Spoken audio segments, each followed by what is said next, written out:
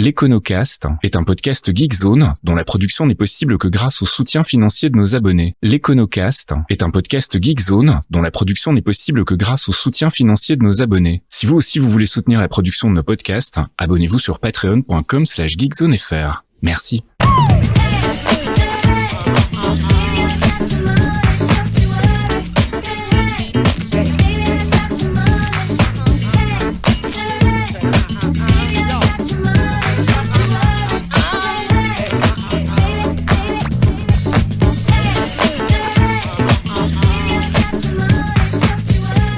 Bonjour Geekzone et bienvenue dans un épisode spécial de l'Econocast. C'est la première fois qu'on fait un épisode spécial. On a un petit peu réfléchi en amont avec Mickaël. D'ailleurs, bonjour Mickaël. Salut Faskil, bonjour à tous. On se retrouve donc cette fois-ci pour un épisode un peu différent. Comme je le disais, on a discuté un petit peu en préparant tout ça. On a quelques thématiques pour les prochains épisodes officiels, on va dire entre guillemets.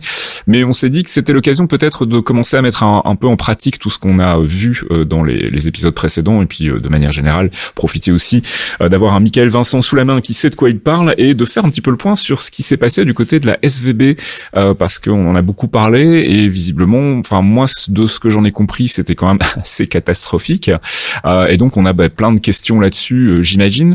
Donc on s'est dit qu'on allait sortir un petit peu du cadre habituel de l'épisode thématique où on vous explique des fondamentaux côté finance et économie. On va faire un petit épisode spécial sur le côté avant l'épisode 11 qui sortira normalement bientôt aussi.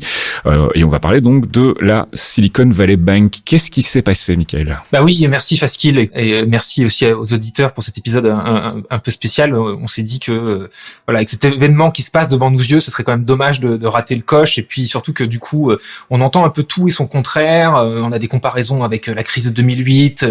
Est-ce que c'est un nouveau moment, Lehman Brothers ? Est-ce qu'on va rentrer dans une crise financière ? Donc, au risque parfois peut-être d'être un peu péremptoire, voilà, ça se passe devant nos yeux. Donc, on voulait aussi un petit peu décrypter ça. Donc, comme tu l'as dit, qu'est-ce qui s'est passé ? Il y a une banque qui a fait faillite, qui est la Silicon Valley Bank, qui est pas une vieille banque. Elle a 40 ans. Elle a été fondée en 83 et ça a été pendant longtemps en fait une petite banque exclusivement sur les acteurs de la tech de la Silicon Valley. Donc, pas une banque qu'on dit retail, donc une banque de commerce, mais vraiment une banque juste destinée finalement aux professionnels de la tech de la Silicon Valley. Elle a pas énormément de clients cette banque. C'est aussi pour ça que faut peut-être faire une différence avec Lehman Brothers ou savoir si ça pourrait arriver chez nous avec la BNP ou la Société Générale. On est sur une banque qui est vraiment spécialisée là-dessus et qui avait en fait environ 35 000 clients. Donc c'est pas énorme. Ça c'est peut-être quand même une première chose à contextualiser. Alors juste je précise, quand je dis qu'il y a 30-35 000 clients, c'est pas tout à fait vrai. En fait, la banque a 150 000 clients, mais l'essentiel de ces clients-là représente en fait uniquement 5 milliards de l'épargne. Donc on a beaucoup de petits clients et eux ils sont sous la protection finalement garantie des dépôts, voilà. Et en fait, ce qui compte vraiment et qui a vraiment foutu le bordel chez Silicon Valley Bank, c'est qu'en fait, il y a 35 000 clients environ qui ont de l'épargne en excès de cette garantie de $250 000 et qui sont d'ailleurs voilà, qui comptent en fait pour 160 milliards du total de la banque avec du coup voilà, vous faites produit en croix avec en moyenne entre 4 et 5 millions d'épargne. Donc c'est pour ça que j'insiste un peu plus sur ces 35 000 clients parce que c'est vraiment eux qui font l'essentiel du truc. Le reste c'est des miettes, mais voilà, pour être précis, quand je dis 35 000, c'est pas tout à fait vrai. Il y a 150 000 clients, mais c'est vraiment ces 35 000 là qui comptent. Non mais tu fais bien parce que justement je pense que ça n'a pas été beaucoup précisé en fait, ou en tout cas l'info m'est passée au-dessus du radar, mais j'ai le sentiment effectivement que quand on nous dit tout le monde est venu retirer sa thune en même temps, t'as l'impression quand même d'un gros mouvement de masse, et si effectivement il n'y a pas beaucoup de clients, ça change un peu la donne. Bah c'est là où à mon avis, peut-être commençons par là, tant pis si on est un peu décousu, on a beaucoup commenté sur le fait que c'était pas arrivé depuis longtemps qu'il y ait de telles faillites bancaires, et c'est vrai, en tout cas pas sur un acteur aussi gros, et c'est là où c'est un petit peu ambivalent, c'est que on parle d'un acteur qui avait quand même, qui était en taille, qui faisait plus de 200 milliards de dollars en termes de taille. Alors pour vous donner un ordre de grandeur, c'est 3 fois plus petit que Lehman Brothers, mais ça reste quand même donc assez significatif. Bon, c'est 10 fois plus petit que la BNP, par exemple, mais ça reste quand même important, 200 milliards. Hein. C'est pas une petite banque. Peut-être à titre de comparaison avec une banque française, c'est une même ordre de grandeur que la Banque Postale, par exemple. D'accord. C'est quand même oui, quelque chose d'important. Oui. Donc c'est pas mal. Mais là où il faut nuancer, c'est que c'est pas une banque universelle dans le sens où c'est une banque qui parle à Monsieur et Madame tout le monde, avec des activités de dépôt, des activités commerciales, etc., et des activités de trading. Non, c'est une banque qui exclusivement s'oriente vers les acteurs de la tech, et donc même si elle est importante en termes de taille, elle avait que 35 000 clients environ, et qui étaient en fait essentiellement des entreprises de la tech. Et c'est là où on peut déjà dessiner un point, c'est qu'en fait 35 000 clients, 200 milliards en termes de taille, qu'en fait on parle de clients très très riches qui concentraient en fait finalement de gros montants sur eux-mêmes. Donc c'est peu de personnes, mais des big whales, quoi, des investisseurs assez importants. Alors maintenant qu'on voit un peu mieux ce que c'est la SVB, justement, venons-en dans le vif du sujet. Qu'est-ce qui s'est passé en fait? Elle a fermé boutique, tout le monde s'est barré avec sa thune, si j'ai bien compris. En gros, c'est ça. En fait, ce qui s'est d'abord passé, c'est que cette banque, elle a grossi peut-être un peu vite. Ce qui s'est passé, et ça on s'en souvient, au début de la période du Covid, il y a eu les confinements, on était coincés à la maison, les magasins étaient fermés, l'Horeca était fermé, et donc l'épargne en général, un peu partout dans le monde, a explosé. Ça a augmenté de 10-20%. Beaucoup de gens ont épargné. Alors, bien évidemment, dans le détail, il y a des inégalités. Hein. Les gens avec un peu moins de moyens n'ont pas pu épargner autant. Mais en gros, on a vu une augmentation significative de l'épargne en masse globale dans les années 2020, 2021, 2022, avec ces histoires de Covid. Ça, c'est le premier point. Ce qu'on a vu aussi dans les périodes de Covid, c'est que pas mal d'entreprises de la tech on fait un pognon de dingue parce que comme on était coincé à la maison, on a vu l'émergence de nouveaux acteurs. Zoom était déjà là, mais a quand même vachement grossi à ce moment-là. Ouais, Netflix ou certains éditeurs de jeux vidéo aussi. Enfin, il y a eu pas mal de pognon 2020. Donc, on est sur finalement une phase doublement montante pour SVB. C'est-à-dire que toutes les banques ont grossi en taille parce qu'il y a eu plus d'argent des épargnants. Mais c'est encore plus vrai pour SVB parce que ses clients, c'était des acteurs de la tech et eux, ils ont eu énormément de trésorerie. Et donc, en fait, ce qui s'est passé, c'est que en l'espace de quelques années, depuis 2020, la banque a triplé en taille. D'accord. Donc, c'est vrai qu'il y a pas si longtemps que ça, c'était une petite banque de taille 70 milliards, chose comme ça, et elle est passée à 200-210 milliards en très peu de temps. Et en fait, a pas du tout géré son truc. Donc, elle s'est retrouvée avec un pognon de dingue, pas trop savoir quoi en faire. Elle a investi, et là je fais un gros clin d'œil, peut-être un épisode qu'on fera un jour sur la crise des subprimes. Elle a beaucoup investi finalement dans des actifs liés à l'immobilier, au prêt immobilier, au mortgage, comme on les appelle en anglais. Donc ça rappelle aussi un peu les histoires de subprime, qui sont en fait des actifs qui en général rapportent de manière constante. C'est des actifs relativement peu risqués, et particulièrement dans la période où ça allait bien. Donc peut-être pour récapituler, avant qu'on commence un petit peu à dessiner le problème, c'est qu'on est donc sur une banque qui a triplé de taille, qui a investi sans trop réfléchir cet argent dans des choses assez simples qui étaient liées au marché de l'immobilier pour essayer d'avoir finalement des revenus assez stables, mais rien de bien spécial. Et les problèmes vont commencer à arriver en fait à partir du moment où on sort de cette période un petit peu de Covid et qu'on arrive dans la période inflationniste qui a commencé il y a un peu plus d'1 an. Alors concrètement à ce moment-là, qu'est-ce qui se passe et qu'est-ce qui fait que tout s'écroule comme un château de cartes? En fait, c'est lié beaucoup aux investissements, aux choix d'investissement qui ont été faits quand cette banque a un petit peu triplé en taille. Donc cet argent, fallait l'investir. Elle l'a investi dans des produits assez simples mais qui rapportaient pas grand-chose. Mais comme on était dans un environnement où les taux étaient très très faibles, ça rapportait suffisamment pour s'en sortir. Sauf que, et ça on l'avait dit dans les épisodes précédents de l'Econocast, avec la pression inflationniste, les banques centrales ont dû augmenter leur taux d'intérêt, ce qui fait que tout le marché des taux a shifté, et donc hier par exemple, si on empruntait à la banque pour un prêt immobilier à 2%, aujourd'hui on sera plutôt à un taux proche de 4%. Et ça c'est vrai aussi pour les banques, c'est-à-dire que si une banque prêtait il y a 3 ans, elle prêtait à 2%, donc elle ne récupérait que 2% par mois ou par an. Aujourd'hui, si elle faisait un nouveau prêt immobilier, elle récupérerait 4% sur ce prêt immobilier. Donc tous les investissements qui ont été faits par cette banque SVB rapportent moins aujourd'hui, ils sont moins intéressants que ce qui rapportait hier. C'est-à-dire qu'ils continuent à rapporter 2% par an, mais aujourd'hui on s'attendrait plutôt à ce que ces actifs rapporteraient plutôt 4% par an. Et tu vas me dire, c'est pas un problème, ils ont ces actifs-là, ils continuent à toucher 2% par an, certes c'est pas aussi intéressant que 4% par an, mais si ça leur permet de rentrer dans leurs frais, ça devrait pas être un problème. Et c'est exactement ce qu'ils se sont dit. Sauf qu'il y a une nuance qui n'est pas des moindres, c'est que ces actifs-là, tant que tu les possèdes, tu vas récupérer 2% par an. Si tes clients veulent à un moment donné récupérer leur argent, il va falloir quand même que tu vendes ces investissements-là. Et le problème, c'est que ces investissements-là, ils ont perdu de la valeur parce que à la revente, comme ils ne rapportent que 2%, alors qu'on peut espérer plutôt avoir 4%, je donne des ordres de grandeur, hein, c'est pas exactement 2 ou 4, mais de fait, tous ces obligations, tous ces actifs liés au marché de l'immobilier valent moins si on doit les vendre tout de suite, si on réalise notre perte. Et en fait, il y a une petite nuance comptable, c'est que une banque, en Europe, on parle de trading book, banking book, aux États-Unis, on parle de held to maturity versus available for sale.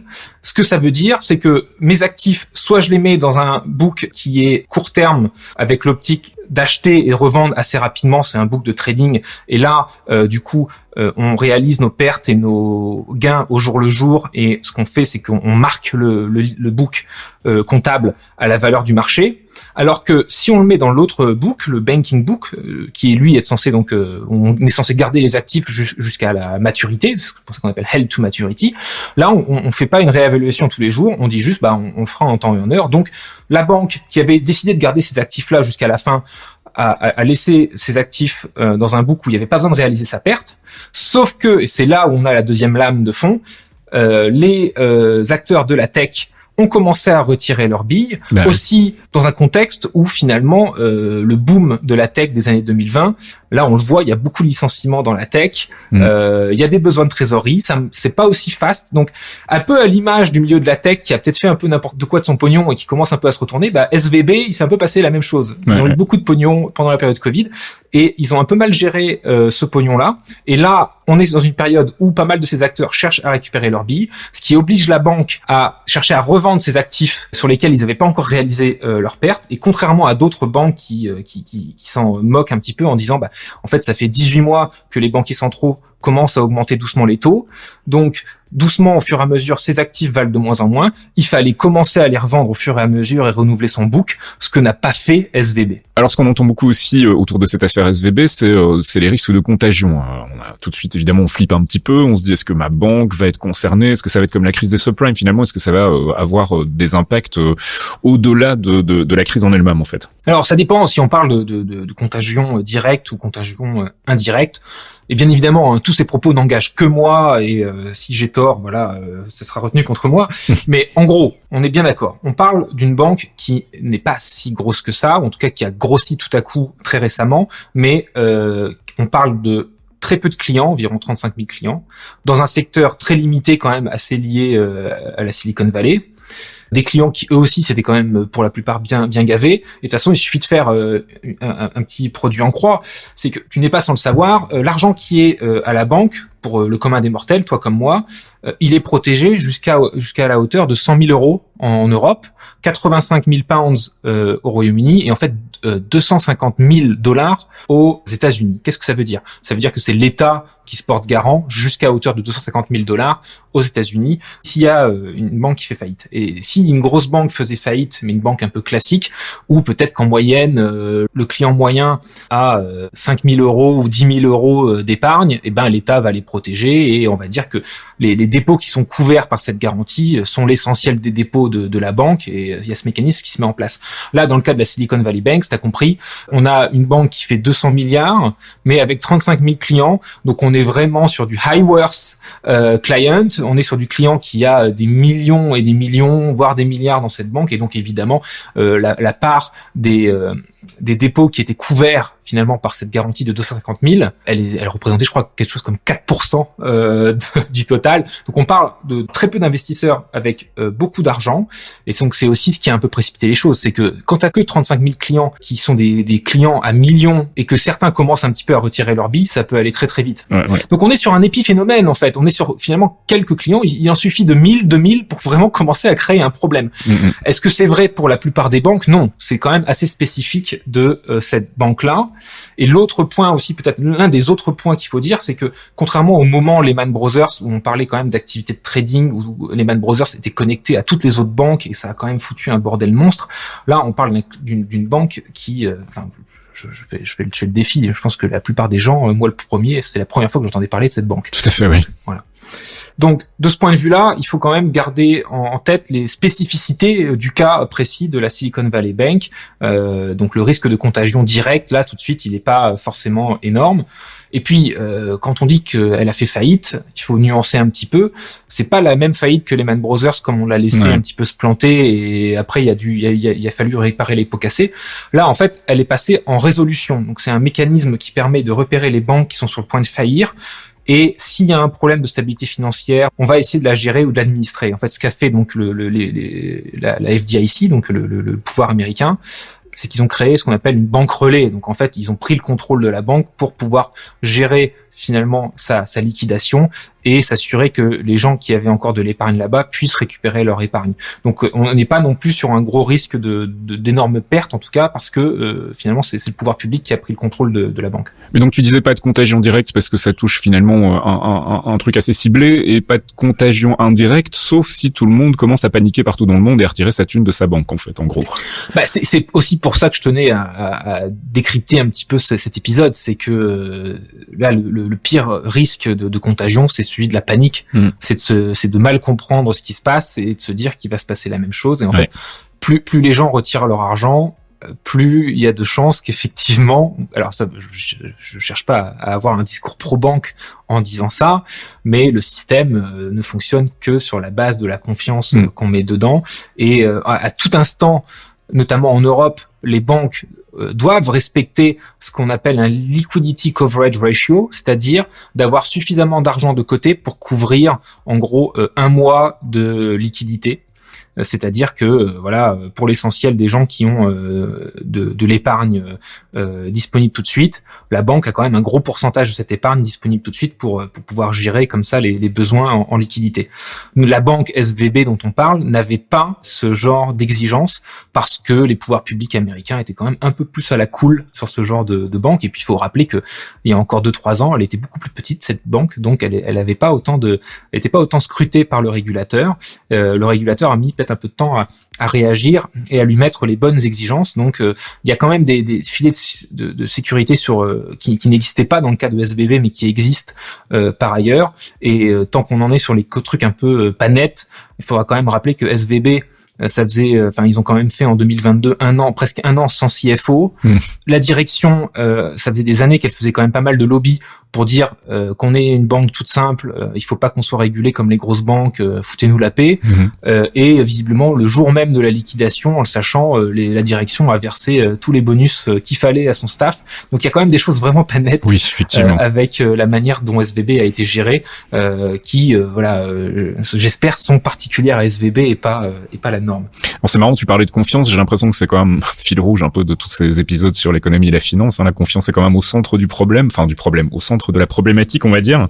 Et c'est rigolo de constater que on parlait justement de cette panique qui pourrait éventuellement avoir du coup un effet de contagion indirect. Je crois que c'est hier où il y a eu une déclaration de Biden aux États-Unis justement pour dire paniquez pas, ne retirez pas votre argent des banques, tout va bien, c'est sous contrôle, c'est un épiphénomène, etc. Donc il y a une vraie volonté, en tout cas au côté politique, de rassurer les gens justement pour éviter cette contagion indirecte.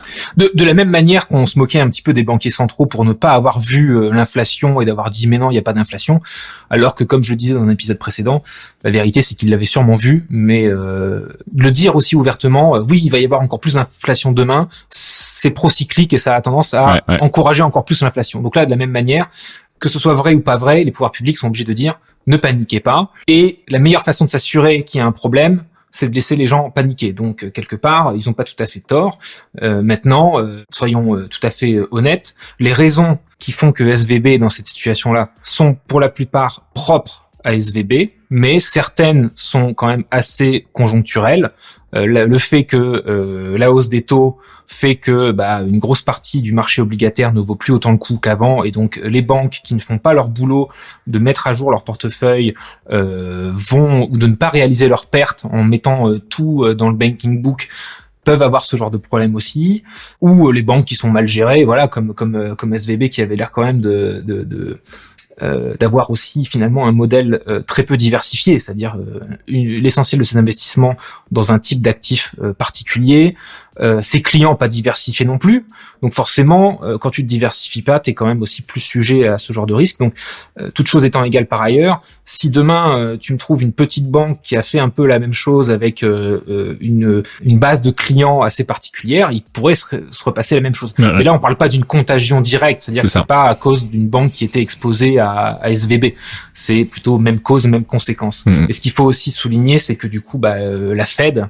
pour éviter une crise de confiance, et donc pour éviter un problème similaire d'avoir une banque qui voit ses clients sortir ses billes, sortir l'argent de l'épargne, il y a des lignes de crédit qui sont disponibles à la Fed. Ça veut dire que si tu es une banque et que tu as des actifs comme ça mais que tu n'arrives pas à convertir en cash sans réaliser une grosse perte, tu peux tout simplement les laisser à la banque centrale, et la banque centrale va te filer du cash en échange sans avoir de perte, et donc voilà des facilités de crédit, c'est comme ça qu'on les appelle, qui en plus rapportent un petit peu d'argent. Donc en fait la Fed sponsorise un petit peu les banques indirectement pour éviter ce genre de situation où une banque doit faire ce qu'on appelle du fire sale, c'est-à-dire vendre des choses en vitesse et faire une grosse perte tout de suite si il y a trop de retrait d'épargne, donc ce qu'on appelle une fuite des dépôts.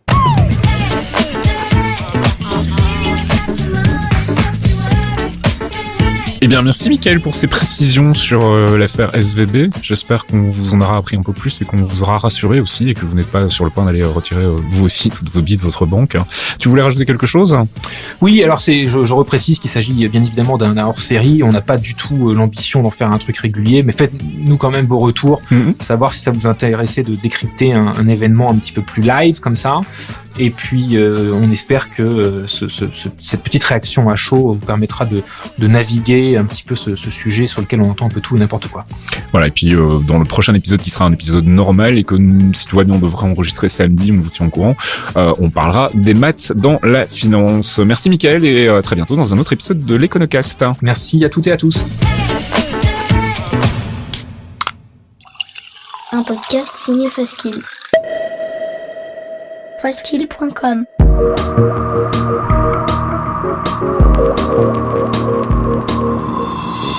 Torréfaction, c'est votre rendez-vous hebdomadaire sur geekzone.fr avec une sélection de l'actualité proposée par Caféine et Faskill. Gaming, culture, software et tech, on fait le tri dans les news de la semaine pour vous proposer un récap digeste d'une demi-heure, histoire de ne rien louper des infos essentielles. Torréfaction, c'est votre rendez-vous avec l'actu geek tous les vendredis matins à 8h sur geekzone.fr.